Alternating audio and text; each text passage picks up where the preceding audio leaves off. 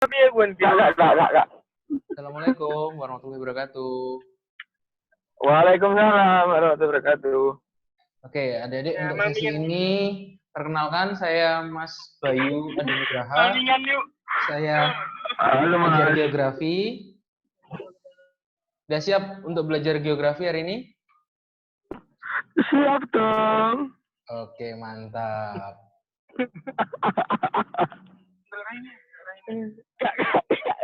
Oke. Ini untuk hari ini saya akan membahas beberapa materi yang diujikan pada ujian nasional tahun 2018 ya. 20. Oh, 18. 2018 dong. Kalau 2020 nanti kamu nggak ujian ya. Iya.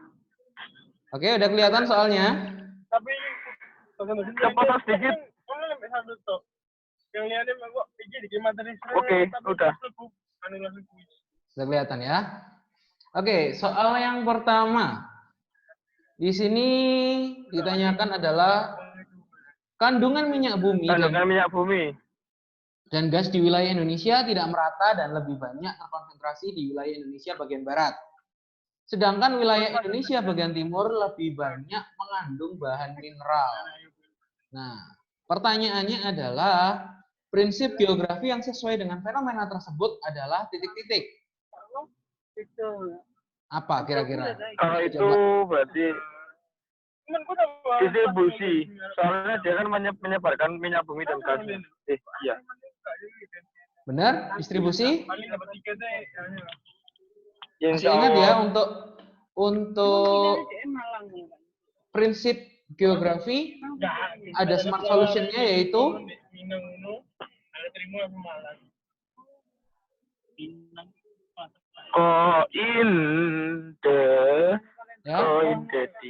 smart solution-nya adalah koin dedi, di mana koin dedi ini adalah ko itu korologi. Oke. Interrelasi. Ini adalah interrelasi. Good. D-nya deskripsi sama distribusi. Dan distribusi. Ya. Jadi ada korologi, interrelasi, deskripsi, dan distribusi. Kenapa kok korologinya harus saya taruh atas? Ya. Kenapa korologinya ada di atas? Karena korologi ini merupakan gabungan dari 3 prinsip yang ada di bawahnya. Gitu? Oh, oke. Ya. Tapi apakah harus 3-3-nya ada, Mas? Enggak juga sih. Bisa misalnya antara interrelasi sama deskripsi aja. Kondisi, interaksi, definisi. Kak. Karena aku bisa. Ojo melok ngomong iki kok soalnya iki mlebu dari kok soalnya kene metu pisan. Oke. Saya ulangi lagi, korologi ini adalah gabungan dari 3 yang ada di bawahnya. Ya. Atau mungkin hanya 2 saja, antara interrelasi dengan deskripsi dengan distribusi, atau interrelasi dengan distribusi. Boleh ya. Jadi bisa jadi pokoknya gabungan antara ketiga itu. Ya. Pokoknya korologi itu adalah gabungan. Begitu ya. Ada yang masih belum paham? Udah paham. Oke, interrelasi sendiri itu apa sih? Apa itu interrelasi? Interrelasi itu berarti ada hubungannya. Iya, hubungan apa? Hubungan gelap ya. Hubungan sebab akibat. Hubungan. Ya, hubungan sebab akibat. Jadi contohnya misal, bukan hubungan itu. Misalnya hubungan sebab akibat di sini karena adanya alih fungsi lahan sehingga mengakibatkan banjir misalnya seperti itu. Jadi untuk di soal pasti akan ada kata kuncinya di situ, ada kata kunci karena, sebab, akibat, mengakibatkan. Nah, pokoknya yang menunjukkan hubungan kausalitas atau hubungan akibat. Gitu ya. Yep. Berikutnya ada deskripsi. Ya. Prinsip deskripsi. Apa itu prinsip deskripsi? Deskripsi menjelaskan tentang bagaimana Apa? kejadiannya. Oke, deskripsi sebenarnya adalah Ayo, apa, ayo? penggambaran. Ya, prinsip penggambaran. Nah, dia bisa digambarkan dengan apa? Bisa digambarkan dengan peta, ya, bisa dengan tabel, bisa dengan diagram, ya, bisa juga dengan data statistik. Ini ya. Jadi penggambaran. Jadi kalau misalnya nanti di soal, biasanya akan ditampilkan. Kalau deskripsi mudahnya adalah kalian cari dia ada data apa enggak.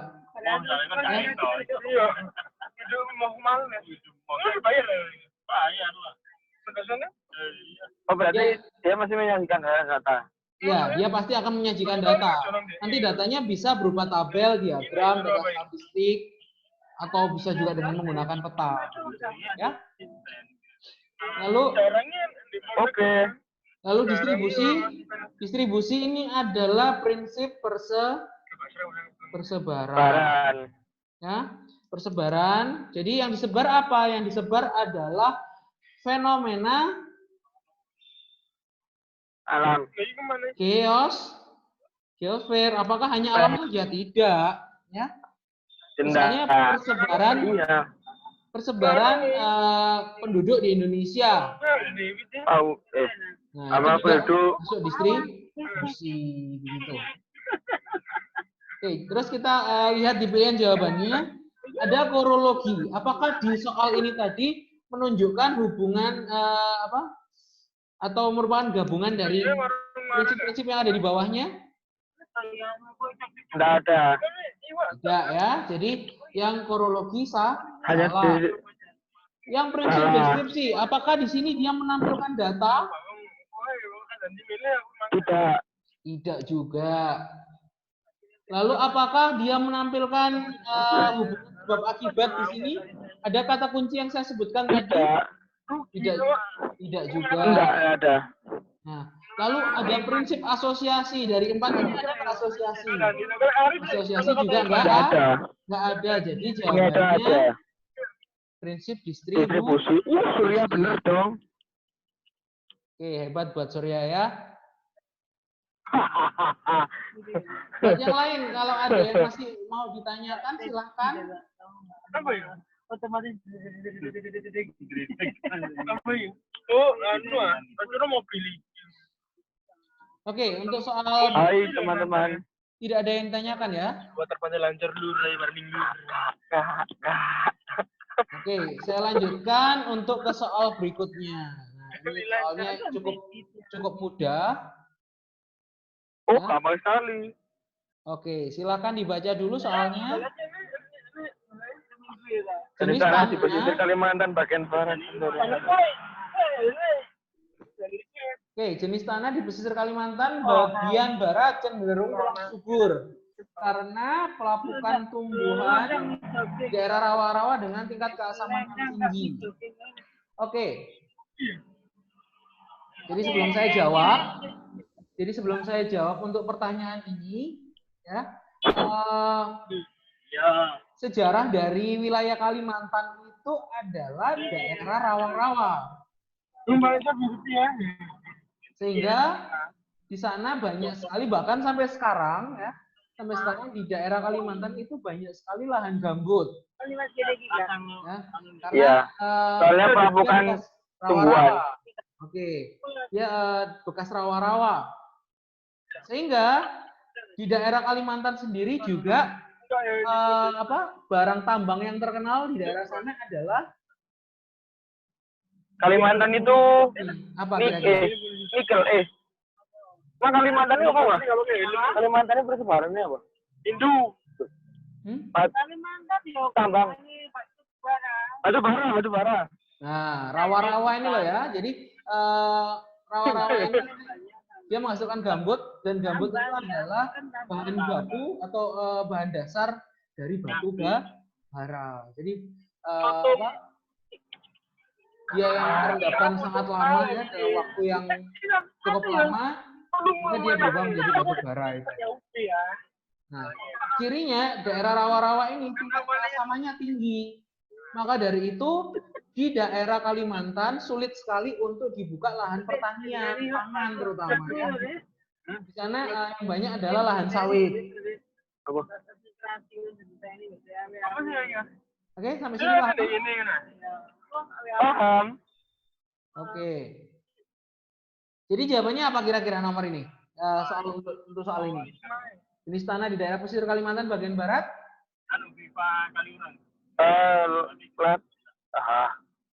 Ada latosol, regosol, andosol, gumosol, dan organosol. Apa kira-kira? Latosol, insya Allah. Latosol? Ingat saya. Yakin jawabannya latosol? Enggak. Anda gimana? Yakin saya kunci jawabannya.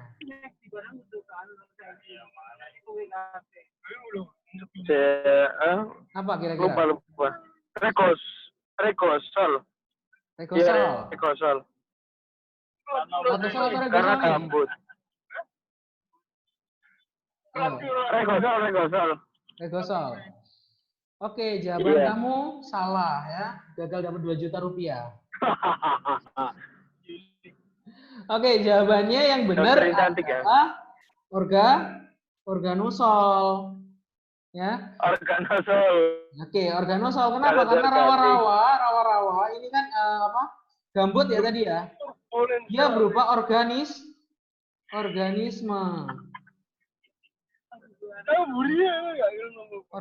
sehingga jawabannya adalah tanah organosol. Ya. Oke, untuk deskripsinya. Halo. Mohon tenang. Oke. Ini saya tampilkan untuk beberapa deskripsi. Ya. Ini sudah saya buatkan. Ini ya. Ada deskripsi untuk tanah latosol. Mohon maaf tulisannya semi tulisan dokter ya. Bukan dokter Mas, pelukis. Oke. Penuh karya seni berarti ya. Oke, tanah latosol yang pertama adalah tanah hasil pelapukan batuan beku ya. Dan pelapukannya dia masih belum sempurna. Oke, diperhatikan dulu. Ya, jadi tanah hasil pelapukan batuan beku yang pelapukannya masih belum sempurna. Tanah ini, ya ciri-cirinya tanah ini dia mengandung banyak zat besi atau Fe ya ini ya, bukan Fc, fotokopi nanti jadi. Fe. Nah, ferum. Fc fotokopi. Nah, ferum atau fero. Ya, dan dia banyak mengandung aluminium. Nah, banyak mengandung Fe dan aluminium sehingga warnanya cenderung merah hingga kekuningan. Kok bisa warnanya merah? Ya, karena warna merahnya itu dari zat besi yang teroksidasi tadi. Halo? Oke, bisa diperhatikan semuanya ya. Oke, jadi saya ulangi lagi untuk tanah latosol, tanah hasil pelapukan batuan beku yang pelapukannya belum sempurna. Tanah ini mengandung banyak zat besi ciri-cirinya, atau Fe atau ferum tadi ya, dan juga aluminium, sehingga warnanya cenderung merah hingga kuning. Gitu ya. Sampai sini paham? Paham. Oke, berikutnya ada tanah regosol. Nah, yang tadi dijawab, ya. Setelah latosol dirubah jawabannya menjadi regosol. Salah tetap salah juga ya. Oke, jadi tanah regosol, ya. Tanah regosol adalah tanah berbutir kasar dan berasal dari material vulkanik. Oke, jadi dia masih material vulkanik regosol ini. Nah, Tapi tanah regosol ini dia merupakan tanah aluvial. Dia akibat dari pengendapan, ya. Jadi tanah regosol ini adalah berupa tanah aluvial yang baru diendapkan. Jadi dia ada proses pengendapan. Jadi material-material vulkanik di situ yang berperan di sini adalah tuf, ya, tuf atau abu vulkan dan pasir vulkan yang diendapkan itu menjadi tanah regosol.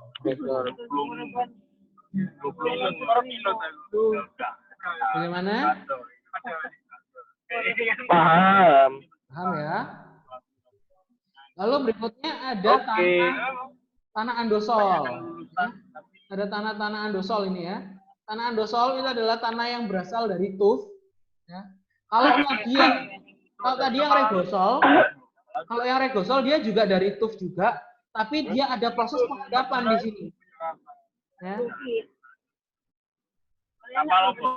Dia ada proses pengendapan. Jadi dia tergolong tanah aluvial. Gitu. Kalau tanah andosol ini tanah vulkan, benar-benar vulkan ya. Karena dia langsung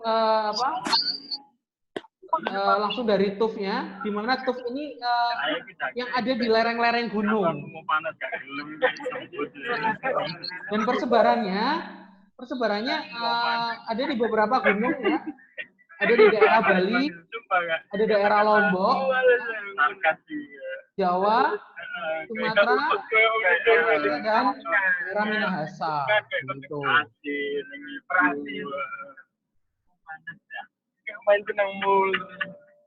Gitu ya. Paham. Tanah andosol.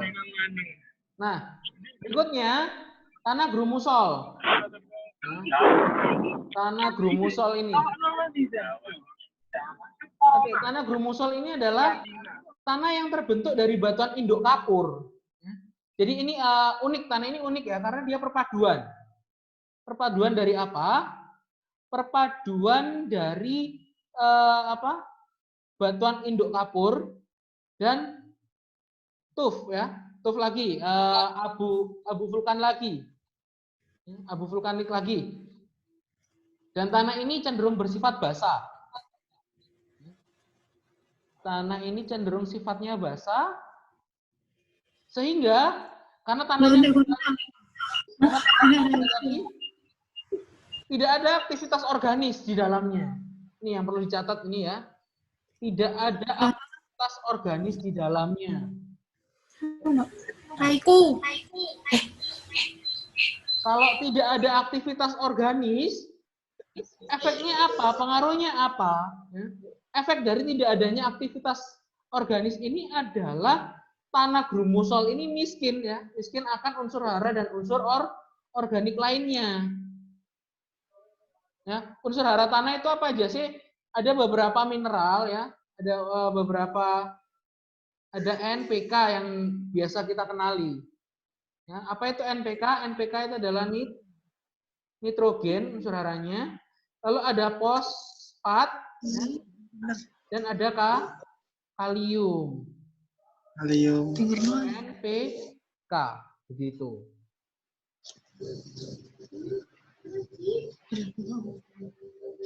Paham sampai sini? Paham. Oke.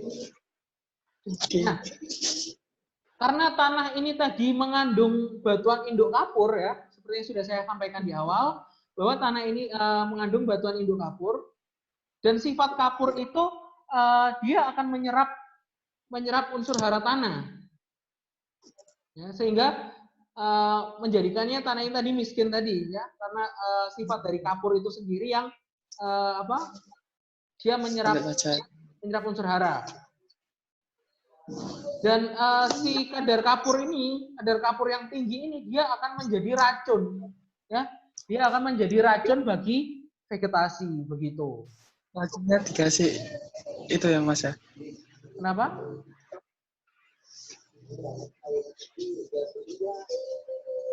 Ya, ada yang mau ditanyakan? Nitrogen, fosfat, kalium.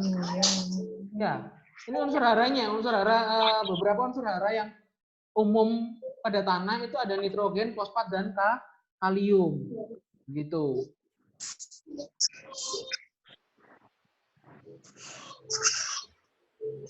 Nah, karena tadi tanah ini banyak mengandung kapur sehingga unsur-unsur ini tadi ya dia terserap oleh kapur itu sendiri sehingga tanah ini menjadi miskin akan unsur hara sehingga tanah ini menjadi tidak subur.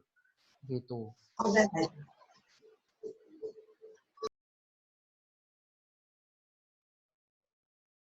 Bagaimana? Oke, kalau tidak ada yang ditanyakan, mungkin kita bisa lanjut ke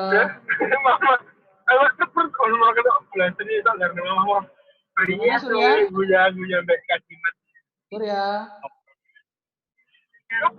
Hai. ada tanggapan?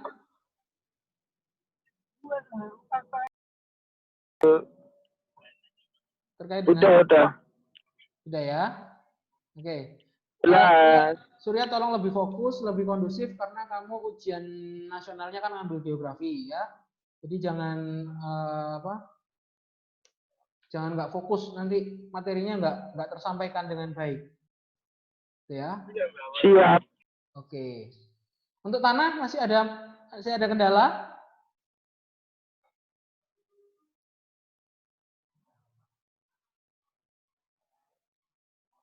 Masih ada kendala?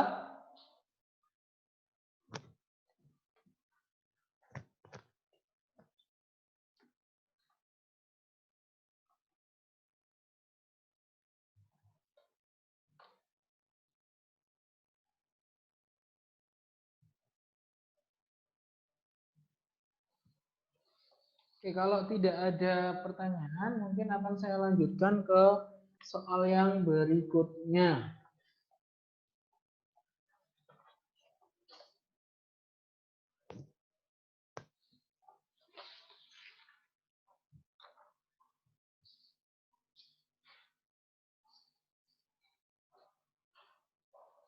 Baik,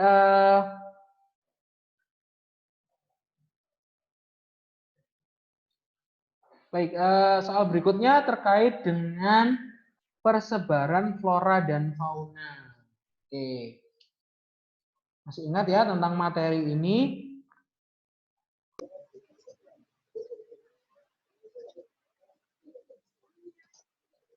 Oke, di sini sudah ada soal. Ya. Hewan endemik yang terdapat di wilayah Indonesia bagian barat terdapat pada angka titik-titik. Nah, di sini ada beruang madu, ya, ada badak, ada bekantan, ada tarsius dan ada walabi, gitu. Oke, kira-kira yang termasuk wilayah Indonesia bagian barat.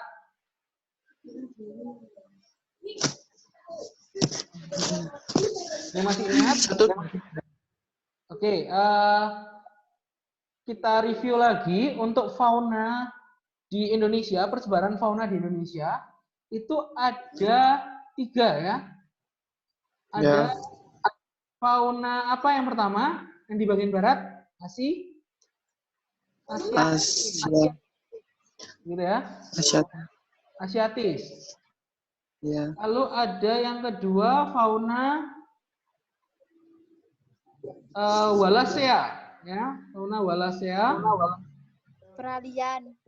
Atau peralihan.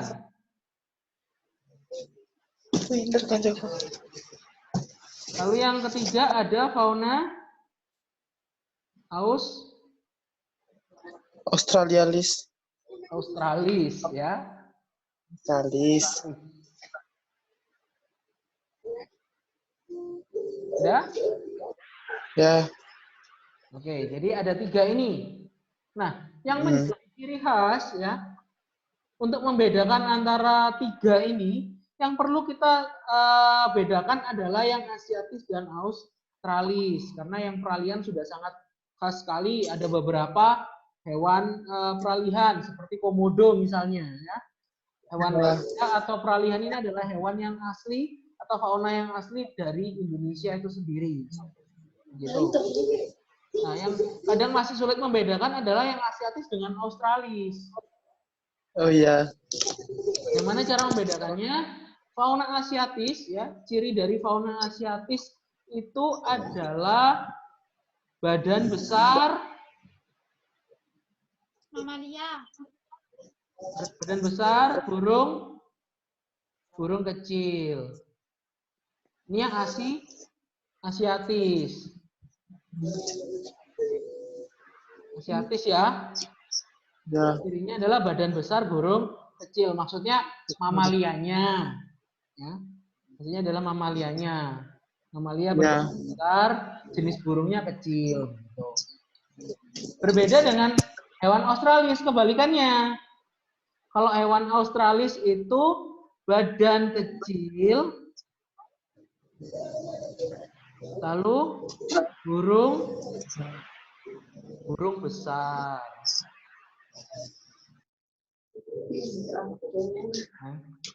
Jadi mamalianya berbadan kecil, sedangkan jenis burungnya besar, gitu ya. Contoh burung cendrawasih itu kan burung khas dari wilayah apa? Papua. Lalu ada nuri kepala hitam.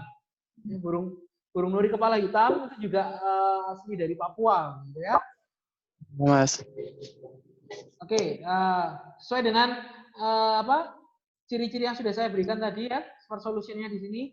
Kalau asiatis ini tadi, australis seperti ini. Kita lihat sekarang dari hewan-hewan berikut ini mana yang sesuai dengan ciri-ciri tadi. Yang diminta adalah wilayah Indonesia bagian barat, yaitu yang asiatis. Ya. Oke, kita lihat pilihan yang pertama, beruang madu. Dia badannya besar atau kecil? Besar. Beruang madu badannya besar, sehingga dia masuk Besar. Bukan? Asiatis. Ya. Lalu ada Pada berjumlah satu itu di Asiatis. Badannya besar. Ya, lalu yang ketiga, Surya. Oh, bukan, bekantan maksud saya.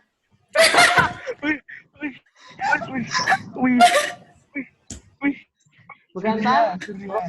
Badan besar. Surya. Kecil. Surya besar, Surya. Bekantan. Surya besar. Berbadan besar. Kecil, Ya. Mas, kecil. Dia juga asiatis. Asiatis. Gitu. Nah, di sini ada Tarsius. Tahu nggak Tarsius kayak gimana? Itu peralihan. Peralihan. Ya, Tarsius itu peralihan. Dia jenis primata. Ya. Primata tapi dia kecil. Oh, primata kecil yang kayak kadal. Yang matanya besar. Yang matanya besar, betul. Di film anime apa itu sejenenge? Kak, kael. Iya, Le. Ya, coba nanti cari cari di Google ya gambarnya Tarsius. Saya tidak membawa gambar ini ya. Begitu. Oke, berikutnya ada walabi. Oh, enggak walabi. Madagaskar. Yang kayak kebo itu ya? Kebo. Bukan. Yang kayak kerbau itu anoa. Anoa dia masuk di Wallacea. Oh, iya. Ya. Walabi itu sejenis dengan kanguru.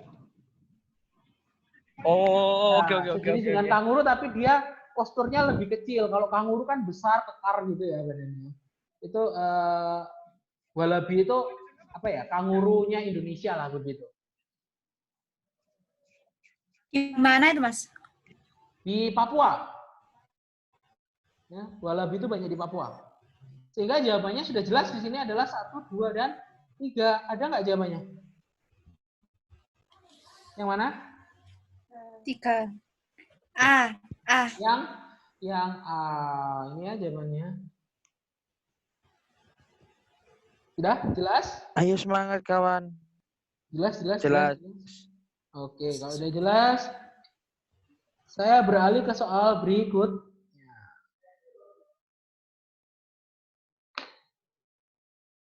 Oke,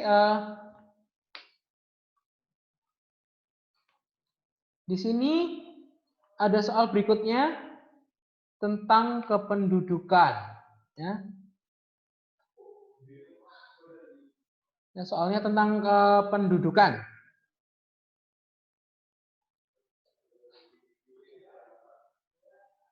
Mortality. Di sini ini diagram. Sorry, ini bukan diagram. Ini Bukan piramida. piramid. Nah, piramida penduduk. Jenisnya ini piramida apa? Ini jenis piramida apa ini? Lupa, itu pokoknya yang bonus demografi kayaknya ini. Ada berapa jenis piramida? 3.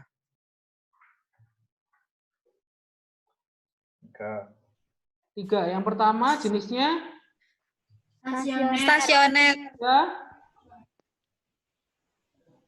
Piramida apa? Stasioner. Stasioner boleh.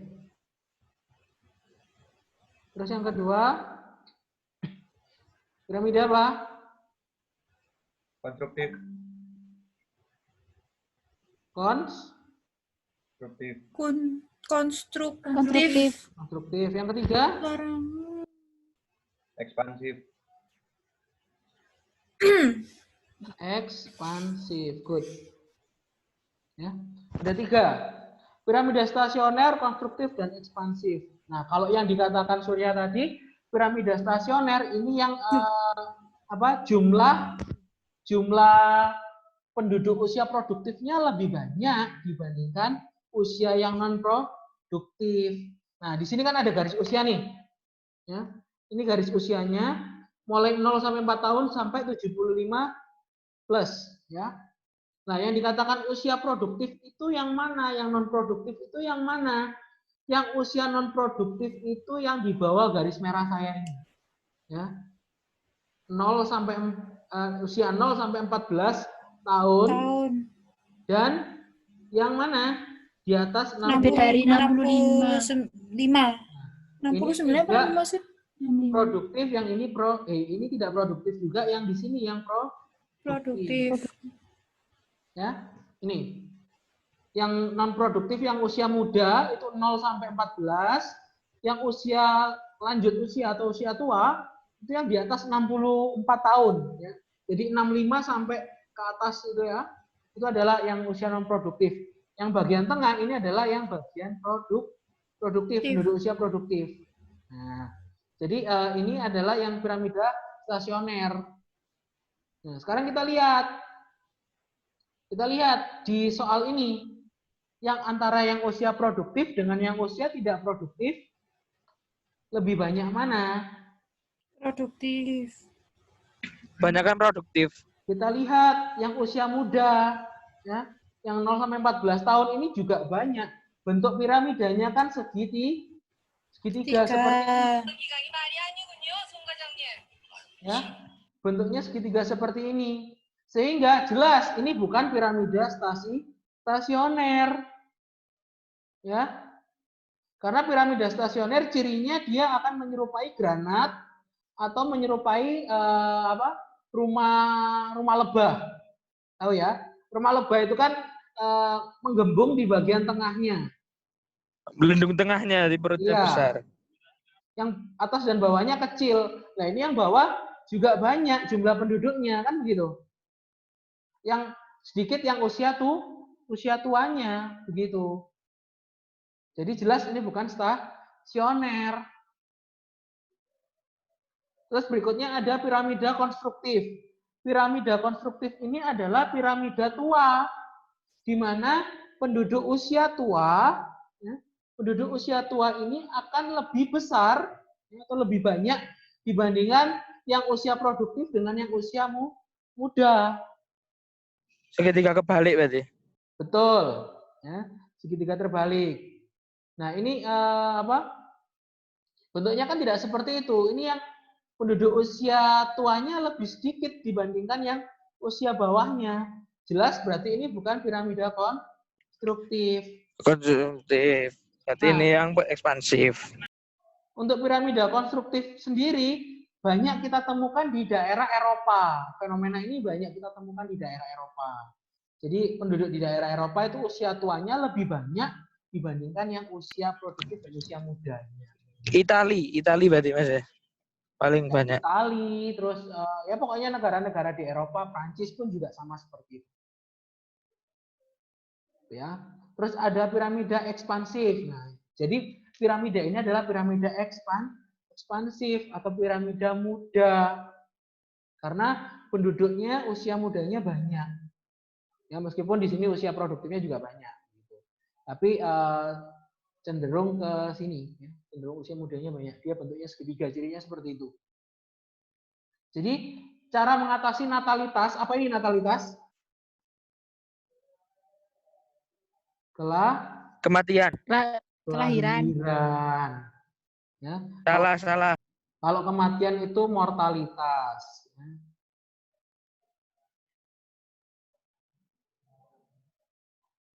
Ini ya. Kalau mortalitas baru dia kematian, gitu. Paham ya sampai sini ya?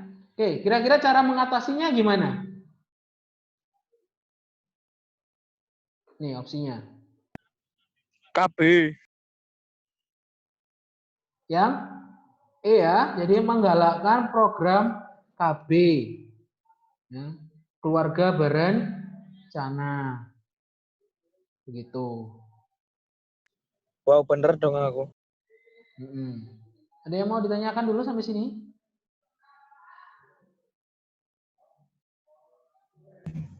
Sementara belum.